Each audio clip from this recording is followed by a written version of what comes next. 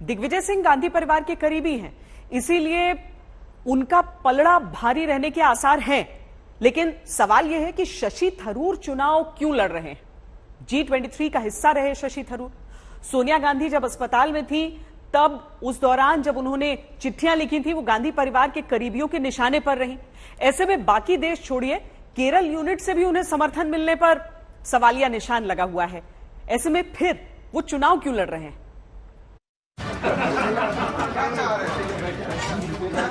शशि थरूर अपनी बातों और हरकतों से चौंकाने के लिए जाने जाते हैं। जब कई लोग मान रहे थे कि शायद कांग्रेस के अध्यक्ष पद के नामांकन के लिए वो आगे नहीं आएंगे, उन्होंने अपने दोस्तों और आलोचकों को गलत साबित कर दिया।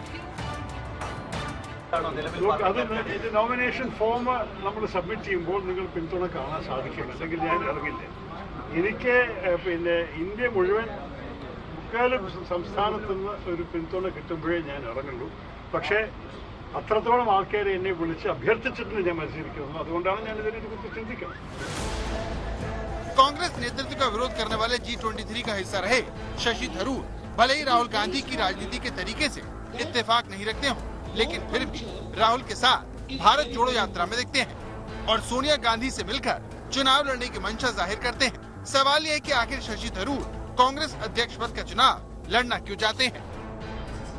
शशि थरूर भले ही तिरुवनंतपुरम सीट से 3 बार के सांसद हों, लेकिन उनके राज्य की स्थानीय यूनिट उन्हें समर्थन देगी इसकी कोई गारंटी नहीं है, क्योंकि केरल यूनिट पहले ही कह चुकी है कि जिसे हाईकमान का समर्थन हासिल होगा वो उसके ही पक्ष में वोट डालेगी।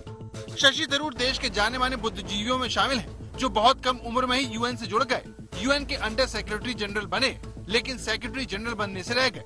कांग्रेस की विचारधारा से इत्तेफाक रखने की वजह से सोनिया गांधी ने उन्हें पार्टी का टिकट दिया और वो तिरुवनंतपुरम से सांसद बन गए।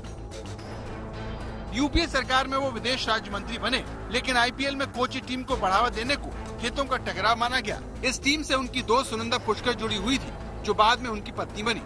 काफी समय बाद थरूर की मानव संसाधन मंत्रालय में राज्य मंत्री के तौर पर वापसी हुई। थरूर इसके बाद फिर खबरों में आए जब उनकी पत्नी की संदिग्ध हालत में मौत हो गई। उन पर आत्महत्या के लिए उकसाने का इल्जाम लगा, लेकिन बाद में इस मामले में अदालत ने उन्हें बरी कर दिया। स्वच्छ भारत मिशन हो या फिर सबरीमाला मंदिर पर सुप्रीम कोर्ट का फैसला, शशि थरूर ने पार्टी से अलग लाइन ली। अब सवाल यह है कि अगर दिग्विजय सिंह और शशि थरूर में मुकाबला होगा तो इस बात के असर कम है कि गांधी परिवार के वफादार पीसीसी प्रमुख थरूर के साथ आएंगे। ऐसे में थरूर के चुनाव लड़ने से किसे फायदा होगा? अगर पार्टी की बात करें तो थरूर गांधी परिवार की विरोधी G23 का हिस्सा रहे हैं। ऐसे में चुनाव मैदान में उनके उतरने से ये संदेश जाएगा कि कांग्रेस में कोई भी अध्यक्ष पद का चुनाव लड़ सकता है।